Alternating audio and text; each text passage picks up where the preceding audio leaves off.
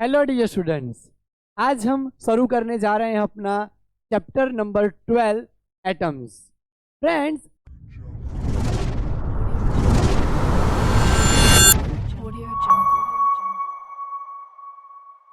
Atoms chapter के अंदर हमारा फर्स्ट लेक्चर है कि जो एटॉमिक स्ट्रक्चर है वो कैसे बना।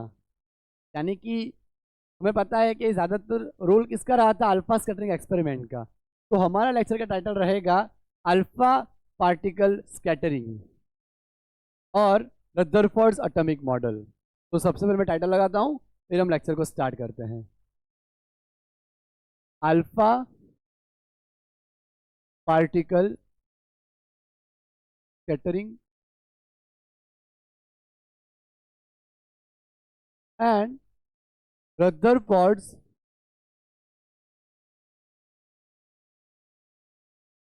Atomic model.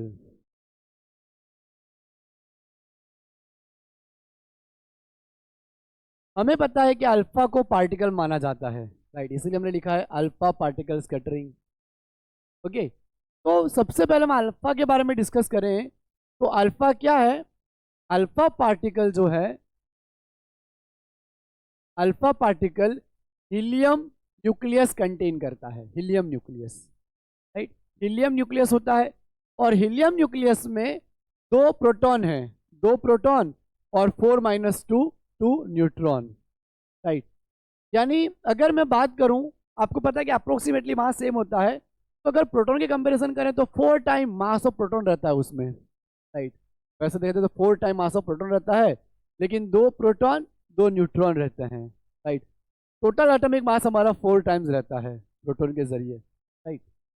अब फ्रेंड्स, सबसे पहले जो एटॉमिक स्ट्रक्चर डिफाइन करा गया था वो 1898 में जे थॉमसन ने करा था। 1898 में सर जे थॉमसन ने थॉमसन मॉडल दिया था। उनके मॉडल के अकॉर्डिंगली उन्होंने ऐसा बता दिया कि पॉजिटिव चार्ज इस तरह से अपनी जगह पे फिक्स रहता है, राइट, अपनी पोजीशन पे फिक्स रहता है पॉजिटिव चार्ज। पॉजिटिव चार्ज अपनी जगह पे फिक्स रहता है, राइट, और उसी के अंदर इलेक्ट्रॉन्स एम्बेडेड रहते हैं। Electrons are embedded in it और इनसाइड इट। इस तरह से हमारे इलेक्ट्रॉन्स एम्बेडेड रहेंगे, तरह से जिस तरह से वाटरमेलन के अंदर सीड्स जिस तरह से रहते हैं, उसी तरीके से इसके अंदर नेगेटिव चार्ज यानी इलेक्ट्रॉन इस तरह से एम्बेडेड रहता है। इस तरह से उन्होंने बताया, लेकिन थॉमसन स्टेबिलिटी नहीं बता पाए, इसलिए ये मॉडल फेल गया स्टेबिलिटी रिप्रेजेंट करने में। लेकिन स्टेबिलिटी क्यों नहीं बता पाए? क्योंकि पॉजिटिव नेगेटिव अगर साथ में रहेंगे तो दोनों एक दूसरे को कैंसिल कर देंगे, यानी हमारा मॉडल यहाँ पे न्यूट्रल हो जाएगा। जितने पॉजिटिव उतने ही नेगेटिव, राइट, एक दूसरे को कैंसिल कर जाएंगे, यानी यहाँ पे हमारा न्यूट्रल हो जाएगा, राइट। तो इस मॉडल को हम क्यों पढ़ रहे हैं? क्योंकि कुछ फेलियर मिला तभी तो दूसरे साइंटिस्ट को सक्सेस मिला।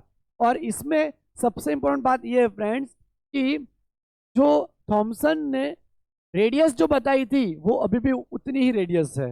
वो बहुत ही स्ट्रॉन्ग पॉइंट था। रेडियस ऑफ एटम जो हमें पता है 10⁻⁻10 मीटर, आज भी वही रेडियस है। तो ये सबसे स्ट्रॉन्ग पॉइंट था कि उन्होंने रेडियस एकदम परफेक्टली एस्टिमेट करी थी एटम की, जो कि कितनी थी 10⁻⁻10 एटम। अब उनके ही स्टूडेंट रदरफोर्ड एटॉमिक मॉडल बताया, राइट।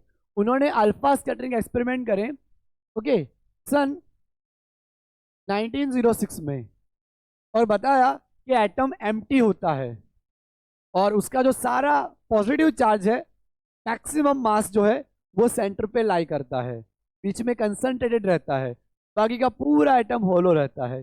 डिटेल भी डिस्कस करेंगे। फ्रेंड्स, रदरफोर्ड ने नोटिस करा कि जो most of alpha particle pass कर रहे थे गोल्ड फॉइल में से, राइट, वो विदाउट डेविएशन पास हो रहे थे, इतना ज़्यादा डेविएशन उनका नहीं हो रहा था, राइट।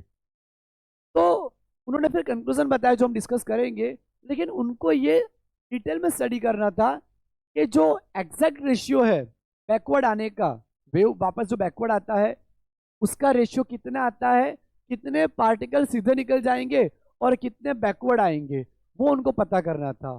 तो उन्हीं के दो स्टूडेंट, एक उनका स्टूडेंट था, राइट, उन्हीं में से 1911 में हंस गैगर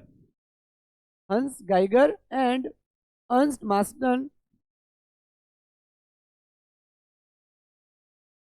ये प्रैक्टिकल करा अल्फा स्कैटरिंग एक्सपेरिमेंट का। फ्रेंड्स, इसमें से जो कि रदरफोर्ड के स्टूडेंट थे अर्नस्ट मार्सन, उन्होंने इवन बैचलर की डिग्री भी नहीं ली हुई थी, 20 ईयर ओल्ड ही थे जब उन्होंने प्रैक्टिकल एक्सपेरिमेंट करा था। तो इन्होंने सारे एक्सपेरिमेंट डेटा निकाले और फिर रदरफोर्ड ने उनको एक्सप्लेन करा उस चीज़ को, राइट। तो क्या रिजल्ट निकल के आया वो हम इस लेक्चर में पढ़ने वाले हैं कि ये जो अल्फा स्कैटरिंग पार्टिकल एक्सपेरिमेंट है, ये अल्फा पार्टिकल स्कैटरिंग एक्सपेरिमेंट की वजह से जो डेटा निकल के आए, जो कंक्लूजन निकल के आए, रिजल्ट कि एटम कैसा होना चाहिए, वो हम यहाँ पे पढ़ने वाले हैं, राइट। तो मैं इसको मिटा देता हूँ और हम स्टार्ट करते हैं अपना रदरफोर्ड मॉडल कैसा होना चाहिए। यहाँ पे हम डायग्राम ड्रॉ करेंगे और डायग्राम से पूरा समझेंगे कि रदरफोर्ड का जो मॉडल है वो रदरफोर्ड मॉडल कैसा होना चाहिए, यानी कि वही हमारा अल्फा स्कैटरिंग एक्सपेरिमेंट है, राइट। तो अब हम डिस्कस करने वाले हैं अल्फा पार्टिकल स्कैटरिंग एक्सपेरिमेंट, उसी को हम बोलते हैं रदरफोर्ड एटॉमिक मॉडल, वही हमारा रदरफोर्ड एटॉमिक मॉडल है। तो फ्रेंड्स, अगर उनका हम एक्सपेरिमेंटल सेटअप ड्रॉ करें तो यहाँ पे उन्होंने लेड ब्रिक्स रखी थी, ड्रॉ कर लेते हैं पहले। ये दोनों तरफ लेड ब्रिक्स रखी हुई है,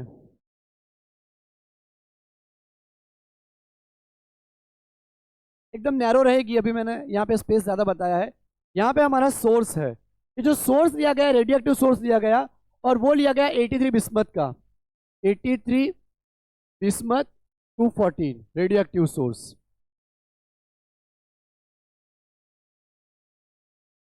ये फ्रेंड्स हमारा जो सोर्स है वो 83 बिस्मथ 214 का है, राइट।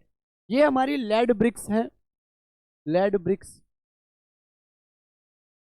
लेड्स ब्रिक्स ही हमने यहाँ पे यूज क्यों किया फ्रेंड्स, तो वो क्या करेगी, जो हमारे अल्फा पार्टिकल्स निकलेंगे उनको कोलिमेटेड रखेगी, उनको इधर उधर भटकने नहीं देगी, उनका रास्ता यहाँ से क्लियर होगा। बहुत ही छोटा सा पैसेज होता है जिसमें से एंटर करते हैं और ये पूरा यहाँ पे ब्लॉकेज होता है, बंद होता है, जहाँ पे जिंक सल्फाइड की स्क्रीन रहती है ताकि सिंटिलेशन हो पाए। समझ से हम बारी बारी से, यहाँ पे हमारे अल्फा पार्टिकल्स हैं,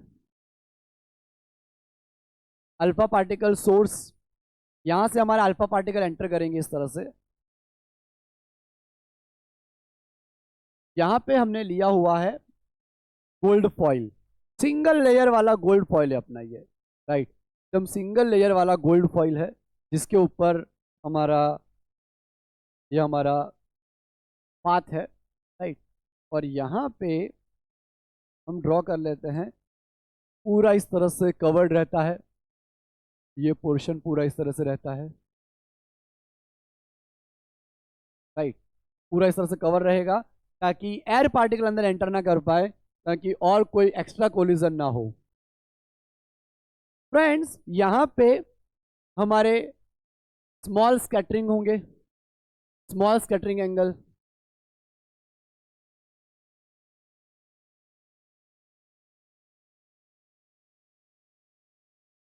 यहाँ पे हमारा लार्ज स्कैटरिंग एंगल होगा,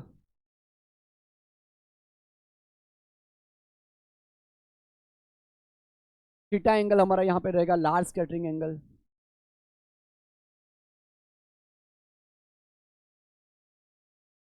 यहाँ पे अपना डिटेक्टर रहता है,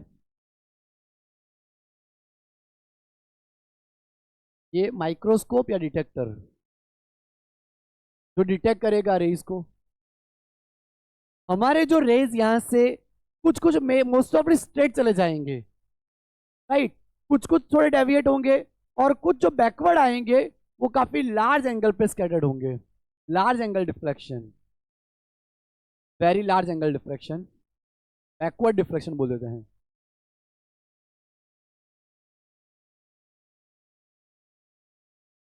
यहां पे हमारा बैकवर्ड डिफ्लेक्शन होगा, राइट। 1 in 8,000 जो बैकवर्ड डिफ्लेक्शन का चांस होगा वो बहुत ही कम होगा।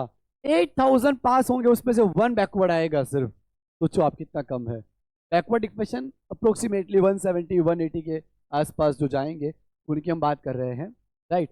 अब फ्रेंड्स यहाँ पे जो हमारी एनर्जी रहेगी वो रहेगी 5.5 मेगा इलेक्ट्रॉन वोल्ट। जो हमारे अल्फा पार्टिकल यहाँ पे सोर्स पे से निकलने वाले हैं उनकी एनर्जी हम यहाँ पे लेंगे 5.5 mega electron volt. Mega 1 million 10⁶, right. तो इलेक्ट्रॉन वोल्ट को हम जूल में करेंगे तो इंटू 1.6 10⁻⁻19 जूल, राइट। अगर जूल में हमें कन्वर्ट करना हो उसको तो वो निकल के आएंगे। और यहाँ पे हमारी जो फॉइल है गोल्ड फॉइल, ये फॉइल फ्रेंड्स हमें लेनी है 1 सिंगल लेयर वाली, सिंगल लेयर वाली, राइट। तो और इस फॉइल जो है उसकी थिकनेस रहेगी 2.1 10⁻⁻7 मीटर। ये जो हमारी फॉइल रहेगी उस फॉइल की थिकनेस रहेगी 2.1 10⁻⁻7 मीटर। इतनी हमारी फॉइल की थिकनेस रहेगी, राइट। और गोल्ड फॉइल रहेगी, थिकनेस हमें इतनी कम लेनी है फ्रेंड्स कि यहाँ पे जब अल्फा पार्टिकल आए तो यहाँ पे उसको ऐसा मालूम पड़े कि जैसे 1 ही लेयर है, गोल्ड का सिंगल लेयर है। और गोल्ड ही यहाँ पे क्यों लिया गया है? बिकॉज गोल्ड डक्टाइल मटेरियल है, आप चाहे उसको कितना भी खींच सकते हो, राइट। डक्टाइल मटेरियल है यहाँ पे, राइट। मेटल ऐसी है क्या उसको अगर आप पीटोगे, राइट, तो फ्लेक्सिबल रहेगा, समझ आया ना। इसलिए हम यहाँ पे गोल्ड फॉइल हम यहाँ पे यूज कर रहे हैं। उसकी थिकनेस बहुत ही कम है 2.1 10⁻⁻7 0.0000021 मीटर, 60 फिर 21। अब आप देखो यहाँ पे हमारा जिंक सल्फाइड हमने लगाया हुआ है स्क्रीन के ऊपर। ये जो मैंने डॉट डॉट डॉट करके पूरी स्क्रीन ड्रॉ करी है, ये स्क्रीन जो है वो हमारी उसके ऊपर जिंक सल्फाइड हमने रखा हुआ है। अब जिंक सल्फाइड क्या करता है कि डिटेक्टर को आइडिया देता है कि कहाँ पे हमारा पार्टिकल एग्जैक्टली कोलाइड कर रहा है। यहाँ पे आया अल्फा, यहाँ पे कोलाइड किया तो यहाँ पे स्पार्क होगा, फ्लैश होगी, फ्लैश होगी तो डिटेक्टर को सिग्नल मिलेगा तो वो क्या करेगा, उसको मेजर करेगा। डिटेक्टर को सिग्नल मिलेगा और डिटेक्टर उसको मेजर कर लेगा कि यहाँ पे पार्टिकल हमारा पहुंचा है, राइट। तो उसका एंगल वो नोट कर लेगा। तो आप सोचो कि यहाँ से लेके यहाँ तक हर जगह पे हमारा डिटेक्टर घूमता रहेगा और फटाफट फटाफट से वो क्या करेगा, मेजर करेगा, राइट, कि कौन से एंगल पे यहाँ पे स्कैटरिंग हो रहा है, राइट। तो यहाँ तक हमने करी एक्सपेरिमेंट की बात, सेटअप की बात, अरेंजमेंट की बात। किस तरह से हमारा अरेंजमेंट, एक बार वापस बताता हूँ। यहाँ पे हमारा अल्फा पार्टिकल सोर्स है 83 बिस्मथ 214। अल्फा पार्टिकल का जो सोर्स है बिस्मथ, उसमें से जो अल्फा पार्टिकल निकल रहे हैं फ्रेंड्स, उसकी एनर्जी तकरीबन 5.5 मेगा इलेक्ट्रॉन वोल्ट है। 5.5 मेगा इलेक्ट्रॉन वोल्ट से 7.7 तक हम ले सकते हैं, 7.7 मेगा इलेक्ट्रॉन वोल्ट तक, राइट। वो आएंगे सीधे अंदर और यहाँ पे गोल्ड की फॉइल से टकराएंगे। तो गोल्ड के जो एटम है, गोल्ड के अंदर जो एटम लगे हुए हैं उसमें से वो पेनिट्रेट करेंगे, पास होंगे। तो जब वो पेनिट्रेट करेंगे, अंदर से पास होंगे, तो बहुत सारे मोस्ट ऑफ सीधे जाएंगे, थोड़े बहुत छोटे मोटे एंगल पे डेविएट होंगे और बहुत ही कम 8,000 में 1 ऐसे होंगे जो तकरीबन 150 160 170 180 जितने एंगल पे जाएंगे। तो यहाँ पे ये सब चीज़ें नोटिस करी गाइगर और मार्सलन ने।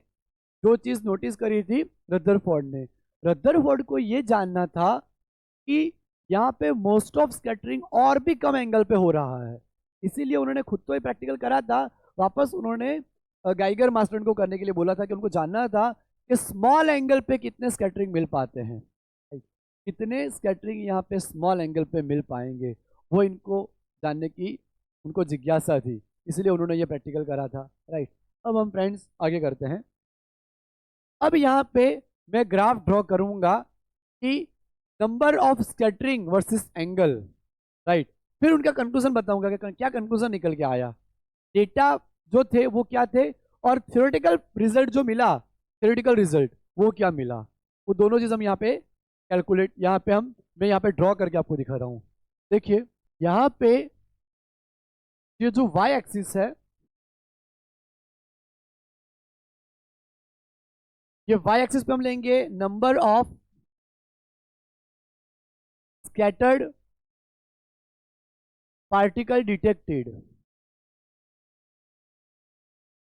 यानी एन रहेगा हमारा, और इस तरफ स्कैटरिंग एंगल,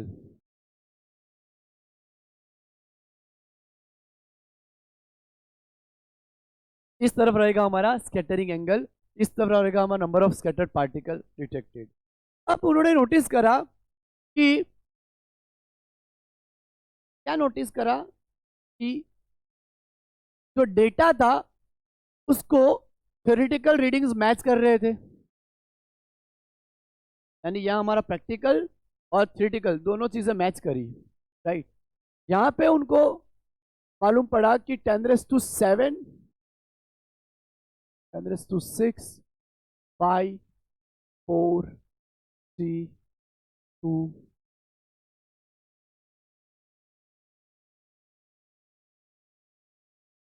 यहाँ पे 0।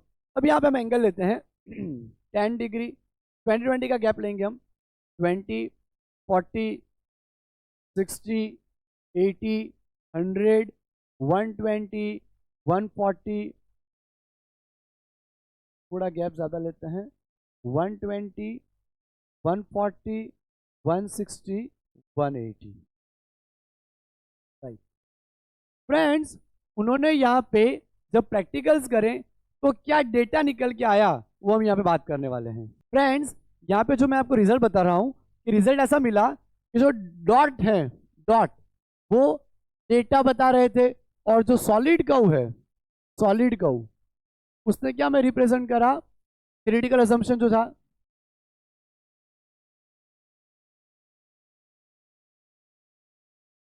हमारा जो थ्योरेटिकल असम्पशन था वो थे दोनों मैच कर गए, यानी कि प्रैक्टिकल और थियरी के डेटा यहाँ पे मैच हुए, राइट। तो इनके पैसे में ग्राफ मिला, और इसने ऐसा रिप्रेजेंट करा कि जो हमारा एटम है उसके अंदर से जो हमारा अल्फा पार्टिकल पास होने के बाद जो रिजल्ट मिला, उसमें ये बात निकल के आई कि मोस्ट ऑफ हमारे जो पार्टिकल्स थे वो स्ट्रेट जा रहे थे, लगभग 99.86 पार्टिकल हमारे स्ट्रेट जा रहे थे, और सिर्फ 0.14% का डेविएशन हो रहा था। तो मैं लिखता हूं यहां पे about only 0.14% of the incident alpha particles scattered by more than 1 degree, and about 1 in 8,000 reflect by more than 90 degree. Friends, यहां पे हमने लिखा कि मोस्ट ऑफ यानी 99.86% अल्फा पार्टिकल्स मूव्स अनडेविएटेड। यहां पे 99.86 हमारे स्ट्रेट जा रहे थे बिना कोई डिफ्लेक्शन किए, इस तरह से, जो 1 डिग्री से भी कम एंगल बना रहे थे। 1 डिग्री से ज्यादा एंगल बनाने वाले सिर्फ कितने थे, 0.14%, ओनली 0.14%। और फ्रेंड्स, यहाँ पे 150 160 से ज्यादा एंगल वाले तो सिर्फ 8,000 में एक ही था, यहां मैंने लिखा अबाउट 8,000 in 1, राइट। अगर ज्यादा एंगल हम मान लें तो आप देखो यहाँ पे 10⁻⁴ यहाँ पे कहीं पे आ रहा है, राइट। तो एंगल हमारा लगभग यहाँ पे 170 के आसपास आ रहा है, उतना। और आप देखें कि 10⁻⁷ से भी ज़्यादा वो यहाँ पे बहुत कम एंगल पे मिलेंगे, राइट। ये लाइन बहुत नज़दीक से रहेगी यहाँ से, इस तरह से, तो हमें बहुत ही कम एंगल पे मिलेंगे। तो इसका मतलब ये हुआ कि प्रैक्टिकल में ये चीज़ नोटिस करी गई कि मोस्ट ऑफ अल्फा पार्टिकल हमारे स्ट्रेट पास हो रहे थे, बहुत ही कम थे जो डेविएट होके वापस इस तरफ आ रहे थे, और उसमें भी 8,000 में से तकरीबन 1, राइट, या किसी रेफरेंस बुक में लिखा 10,000 में से 1 जो 180 डिफ्लेक्शन बता रहा था, right.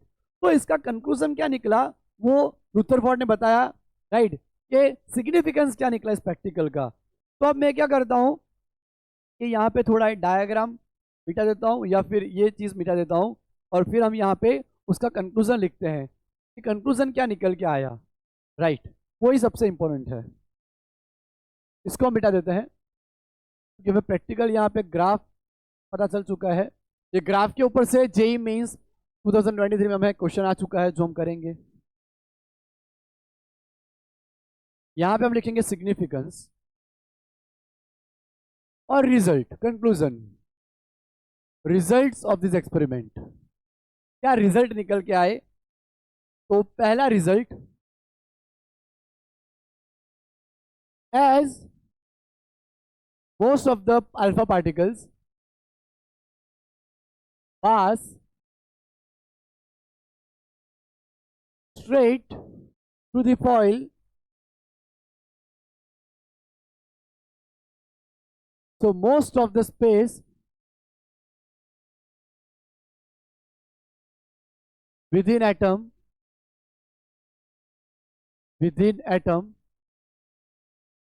must be empty. That means atom should be hollow, atom must be hollow.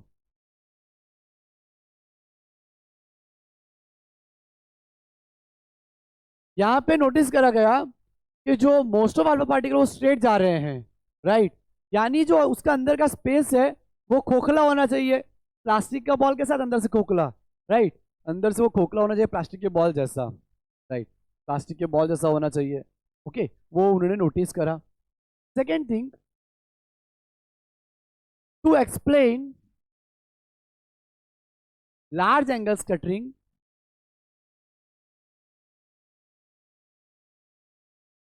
Of alpha particles, ये उन्होंने दूसरी चीज नोटिस करी जो बहुत ही इंपॉर्टेंट थी। Rutherford suggested that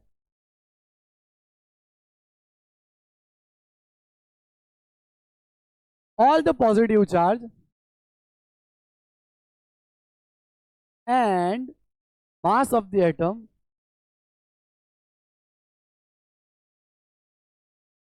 is concentrated in a very small region. That region is called nucleus of the atom. Friends, उन्होंने नोटिस करा कि जो अल्फा पार्टिकल आ रहे थे, अल्फा पार्टिकल जो आ रहे थे वो बहुत ही 8000 मान लो 1 है, वो डेविएट होकर वापस जा रहा था। तो उसका रीजन क्या उन्होंने बोला कि जो मोस्ट ऑफ मास है 99.9% मास, ये भी हम आगे पढ़ेंगे, उसका 99.9% जो मास है वो कहाँ पे लाई करता है? वो लाई करता है हमारे न्यूक्लियस के अंदर, राइट, सेंटर पॉइंट के अंदर, राइट। तो उनको कैसे पता चला कि पॉजिटिव ही है? क्योंकि अल्फा पार्टिकल खुद एक positive +2e charge, alpha particle plus एक पॉजिटिव चार्ज है +2e, राइट। और न्यूक्लियस भी हमारा अगर पॉजिटिव होगा तभी रिपल्सन होगा। पहले रुदरफोर्ड को पता नहीं था कि न्यूक्लियस के अंदर पॉजिटिव चार्ज रहता है। रिपल्सन हुआ तो लॉजिक लगाया, प्रैक्टिकल किया तो पता चला कि लॉजिक तो सही निकला हमारा कि यहाँ पे बैकवर्ड होने का एक ही चांस है कि रिपल्सिव फोर्स वर्क कर रहा हो। तो उन्होंने बोला कि to explain large angle scattering of alpha particle, उन्होंने क्या सजेस्ट करा? All the positive charge and mass of the atom is concentrated in a very small region and that region is called nucleus of that atom. और फिर उन्होंने इसके लिए formula भी बताया कि अगर हम न्यूक्लियस का यहाँ पे यूज करें कोलम्बियन फोर्स का तो हम उसको समझा सकते हैं, राइट, r²। उसमें k हमारा क्या रहेगा? 1/4πε0। q1 हमारा रहेगा ZE। हमने यहाँ पे गोल्ड फॉइल ली है तो हम Z की वैल्यू 79 रखेंगे, राइट। और कोई फॉइल ली होती तो और कुछ नंबर रखते। Q2 यहाँ हमारा +2 ही आएगा क्योंकि अल्फा पार्टिकल में ऑलवेज यहाँ पे +2 ही निकलेंगे, राइट। तो यहाँ पे आएगा हमारा +2e और यहाँ पे आएगा r²। तो ये f हमारा हो जाएगा 2ZE² 4πε0r²। तो अगर हमें फोर्स पूछ लें, राइट, या इस तरह से हम उसको कैलकुलेट कर सकते हैं, है ना। तो इस तरह से वो इतना रिपल्सिव फोर्स लेके वापस रिपल्सन उसका हो जाएगा। अब फ्रेंड्स हम यहाँ पे थर्ड कंक्लूजन भी लिख लेते हैं। Third, the nucleus is surrounded bye a cloud of electrons whose total negative charge is equal to the total positive charge.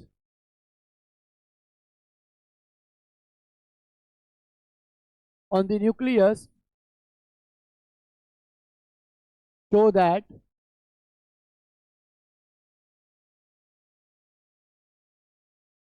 charge on the nucleus, so that the atom is electrically neutral. Friends यहाँ पे जो charge हमारा यहाँ पे है, right, मान लो कि gold ही है तो Z है उसका, तो Z में हमारा 79 नंबर आया, तो 79 इलेक्ट्रॉन भी घूम रहे होंगे पर्टिकुलर ऑर्बिट्स में, राइट। तो वो भी जितने हमारे प्रोटॉन्स रहेंगे उतने इलेक्ट्रॉन्स रहेंगे, तो प्रोटॉन्स और इलेक्ट्रॉन्स एक दूसरे को कैंसिल करेंगे। नंबर ऑफ प्रोटॉन्स और नंबर ऑफ जो इलेक्ट्रॉन्स हैं वो भी क्या करेंगे, दूसरे को कैंसिल करेंगे। तो वो भी हमें यहाँ ध्यान रखना है, एक दूसरे को वो कैंसिल करेंगे। तो टोटल हमारा जो एटम रहेगा वो इलेक्ट्रिकली न्यूट्रल रहेगा, राइट। तो nucleus is surrounded by a cloud of electrons and whose total negative charge is equal to the total positive charge, right. और उस तरह से हमारा न्यूक्लियस पॉजिटिव और आसपास इलेक्ट्रॉन वो कुल मिला के हमारा एटम कैसा आएगा, इलेक्ट्रिकली न्यूट्रल आएगा। अब फ्रेंड्स हमें यहाँ पे distance of closest approach find करना है। जब हमारा अल्फा पार्टिकल इस तरह से आ रहा होगा तो जितना पॉसिबल होगा उतना नजदीक आ पाएगा, क्योंकि हमारे पास काइनेटिक एनर्जी मैक्सिमम है 5.5 और ज़्यादा से ज़्यादा काइनेटिक एनर्जी मैक्सिमम यहाँ पे हो सकती है 7.7 मेगा इलेक्ट्रॉन वोल्ट। तो अगर मैंने यहाँ पे 7.7 मेगा इलेक्ट्रॉन वोल्ट एनर्जी दी रखी होगी तो यहाँ पे चार्ज पार्टिकल मैक्सिमम नजदीक आएगा, फिर यहाँ से अनडेविएट होगा, राइट। तो ये डिस्टेंस के जरिए हमें न्यूक्लियस की साइज पता लग सकती है, राइट, है ना। तो इस तरह से हम यहाँ पे न्यूक्लियस की साइज पता लगा सकते हैं, और जहाँ से वो डेविएट करेगा उसको हम बोलेंगे डिस्टेंस ऑफ क्लोजेस्ट अप्रोच। उसको हम क्या बोलेंगे, डिस्टेंस ऑफ क्लोजेस्ट अप्रोच। तो यहाँ पे हम डिस्टेंस ऑफ क्लोजेस्ट अप्रोच एक बार आपको दिखा देता हूँ, ठीक है। उसके ऊपर से क्वेश्चन आपको मे भी आ सकते हैं, इसको हम रफ कर लेते हैं।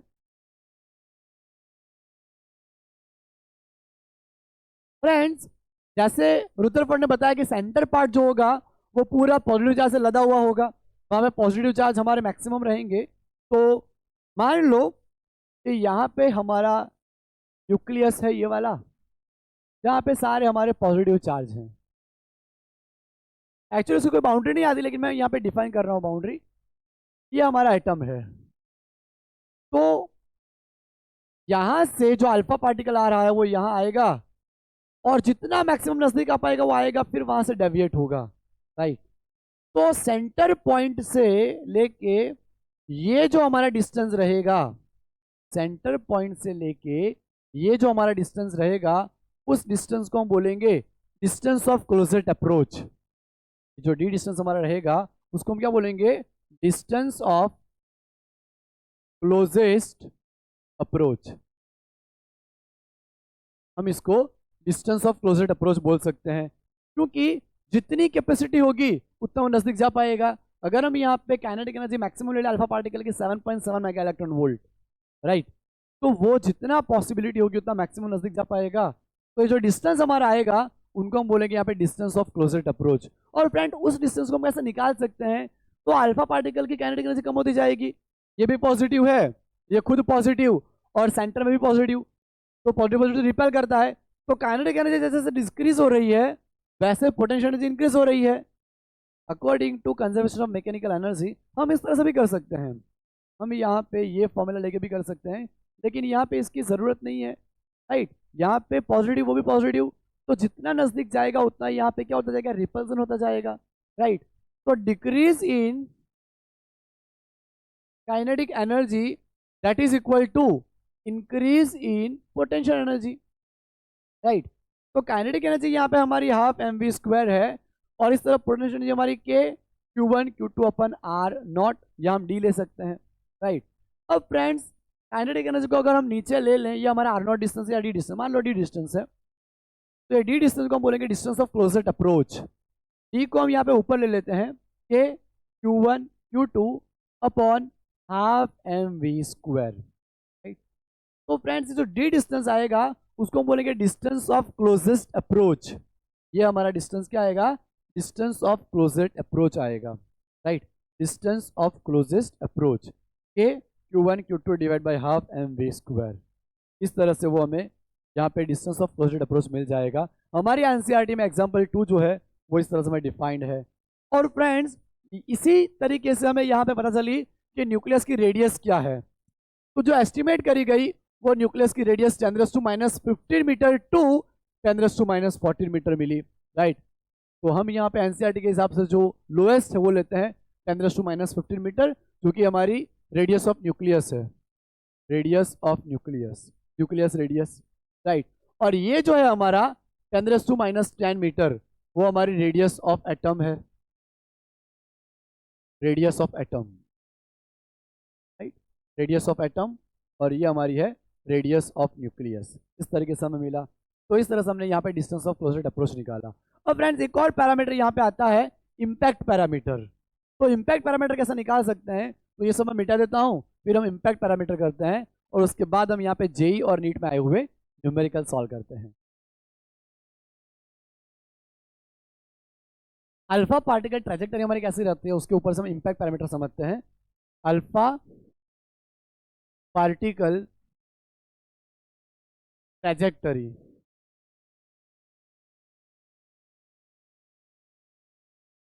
फ्रेंड्स यहाँ पे हमारा न्यूक्लियस पॉजिटिव चार्ज, और पहले हम एक रेफरेंस लाइन ड्रॉ कर लेते हैं। ये हमारी रेफरेंस लाइन है क्योंकि टारगेट हमारा है, टारगेट न्यूक्लियस,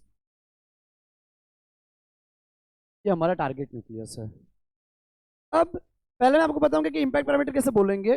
जो हमारा रे वेलोसिटी वेक्टर इंसिडेंट होगा फ्रेंड्स, इसके ऊपर जो हमारा वेलोसिटी वेक्टर आएगा उसका न्यूक्लियस से परपेंडिकुलर डिस्टेंस, राइट, उसको हम बोलेंगे।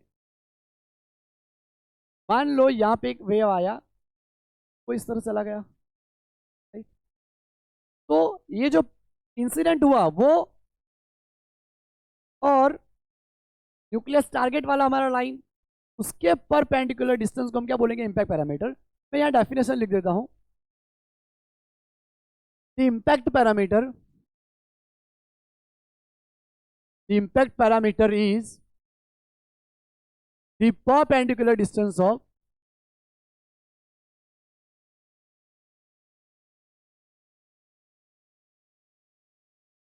of the initial velocity vector of the alpha particle from the center of the nucleus, centre of the nucleus, right. तो ये हमारी लाइन है सेंटर से पास होने वाली, ये हमारी इंसिडेंट लाइन, और यहाँ से ये ऊपर गया, राइट। तो ये जो हमारा परपेंडिकुलर डिस्टेंस है इसको हम बोलेंगे इम्पैक्ट पैरामीटर, जिसको हम बी से रिप्रेजेंट करेंगे, इसको हम रिप्रेजेंट करेंगे बी से। तो फ्रेंड्स मान लो कि बहुत दूर जो रे आ रहा होगा वो स्ट्रेट जाएगा, वो बिल्कुल डेविएट नहीं करेगा, स्ट्रेट पास हो गया।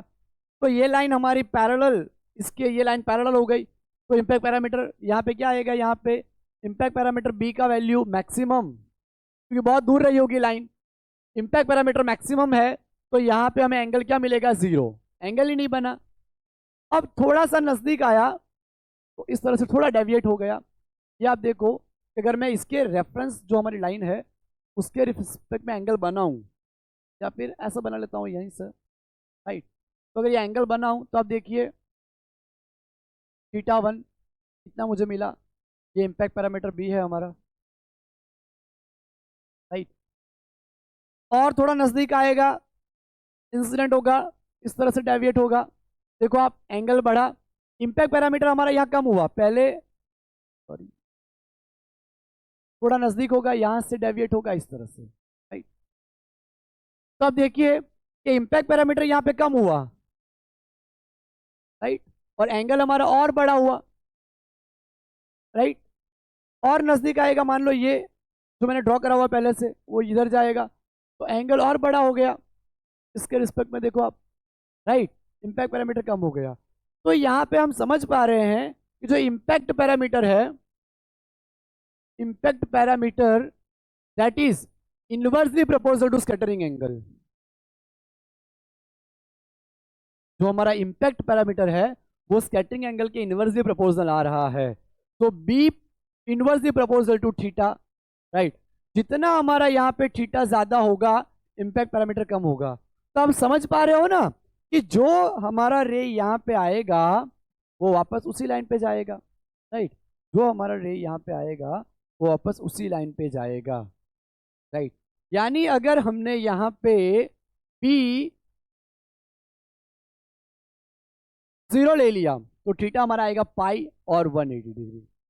रेडियन में ले तो पाई और डिग्री में ले तो 180, क्योंकि यहाँ पे आने वाला उसी लाइन पे चला जाएगा और उसी लाइन से तो हम बी मेजर कर रहे हैं। मान लो यहाँ से हम बी मेजर कर रहे हैं, ये यहाँ पे आया उसी लाइन पे चला गया तो मेजर ही नहीं कर पाएंगे, कोई वैल्यू ही नहीं मिलेगी। तो जो बी हमारा 0 मिलेगा उसके लिए थीटा हमारा पाई रहेगा।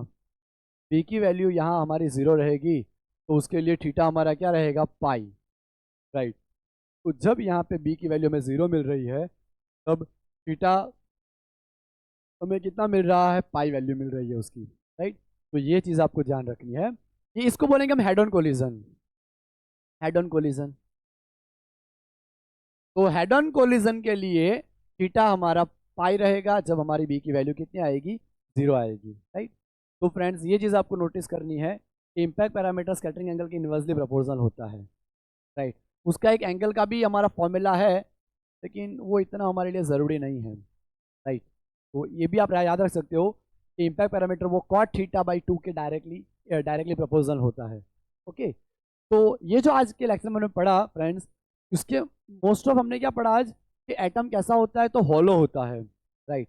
उसका मैक्सिमम पार्ट 99.9% पार्ट हॉलो होता है, सिर्फ 0.1% उसमें मास कंसंट्रेटेड रहेगा। इसीलिए जितने भी हमारे मोस्ट ऑफ अल्फा पार्टिकल्स आएंगे वो स्ट्रेट पास करेंगे, बहुत कम ऐसे होंगे जो वापस डेविएट करेंगे। तो आई होप आज का लेक्चर आपको अच्छे से समझ आया होगा।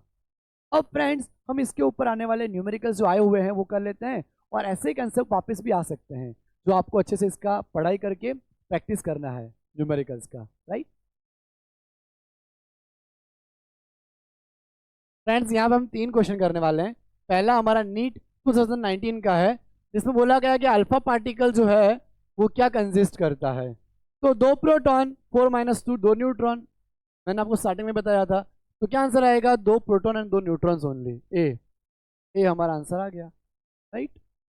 अब हमारा 2010 AIPMT का question, an alpha nucleus of energy half m² bombards a heavy nuclear target of charge 2e, charge ZE, right, ZE है यहाँ पे, 2e तो अल्फा में से निकलेगा। Then the distance of closest approach for the alpha nucleus will be proportional to, right. The distance of closest approach for the alpha nucleus will be proportional to, तो distance किसके proportional होगा, right. अब देखिए कि half mu² is equal to क्या आएगा हमारा, k Q1 आता है ZE, Q2 आता है +2e upon d, right. d को ऊपर ले लो, राइट। तो k ZE +2e upon m, तो ऊपर आ जाएगा ये, यहाँ से ऊपर mu², तो u² तो डायरेक्टली है तो आएगा नहीं, राइट।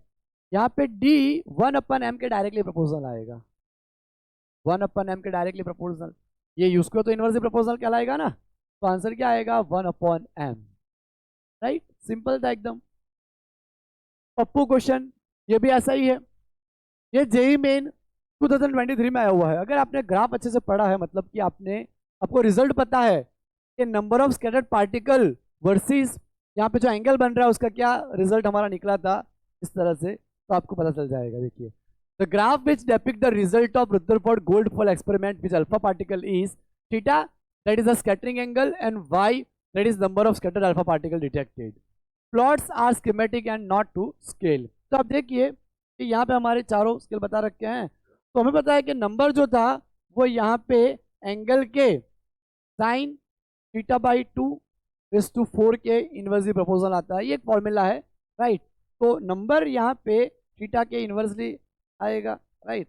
तो हमारा आंसर यहाँ पे हो जाएगा सी, एक और क्वेश्चन फ्रेंड्स हमें करना है, वो मैं लिख रहा हूँ, फिर हम लिखता हूँ, फिर हम करते हैं उसको। फ्रेंड्स यहाँ पे एक क्वेश्चन हमारा आया JEE मेन 2014 में, जिसमें हमें लिस्ट को मैच करना था।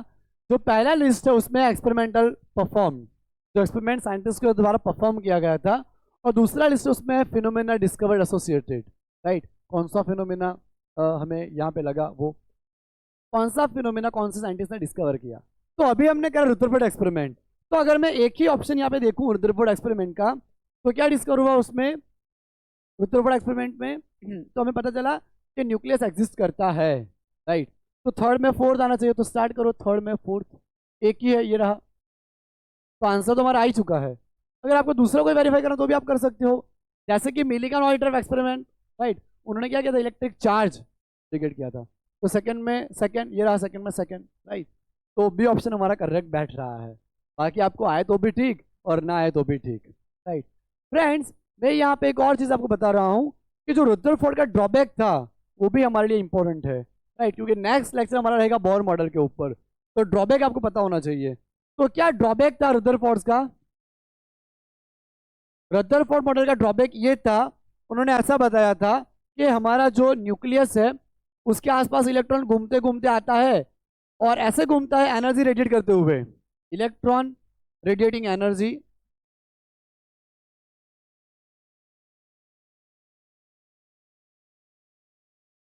हमारा इलेक्ट्रॉन एनर्जी रेडिएट करता जाएगा, एनर्जी रेडिएट करते करते वो रोटेशन करेगा और फिर आके न्यूक्लियस में फॉल करेगा, राइट। एनर्जी रेडिएट करते करते करते करते आएगा और फिर न्यूक्लियस में फॉल कर जाएगा और न्यूक्लियस वापस प्रोटॉन और यहाँ पे इलेक्ट्रॉन न्यूट्रल हो जाएगा, राइट। तो ये भी स्टेबिलिटी एक्सप्लेन करने में थोड़ा यहाँ प्रॉब्लम आया, राइट। तो यहाँ पे इलेक्ट्रॉन एनर्जी एमिट नहीं करता, जो हम सीखेंगे बोहर मॉडल में, राइट। तो ड्रॉबैक ये था, उन्होंने बताया था कि इलेक्ट्रॉन एनर्जी रेडिएट करता हुआ स्पाइरल मोशन करता है। एक्चुअली हमें पता है कि वो स्पाइरल मोशन नहीं करता, राइट। तो ये ड्रॉबैक आपको यहाँ ध्यान रखना है, राइट। अब हम मिलेंगे नेक्स्ट लेक्चर में जिसमें हम डिस्कस करेंगे बोहर मॉडल, और वो लेक्चर हमारे लिए काफ़ी इंपॉर्टेंट रहने वाला है, मोस्ट इंपॉर्टेंट रहने वाला है। तो फ्रेंड्स आप बहुत ही पॉजिटिव माइंड के साथ प्रिपरेशन करते रहिए, बिना टाइम वेस्ट करे लगे रहिए। मिलते हैं अपने नेक्स्ट लेक्चर में। Bye everyone.